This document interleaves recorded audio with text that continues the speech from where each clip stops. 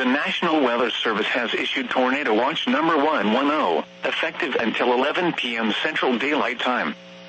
This watch includes the following counties in Texas: Collin, Dallas, Denton, Ellis, Hunt, Kaufman, Rockwall, and Tarrant.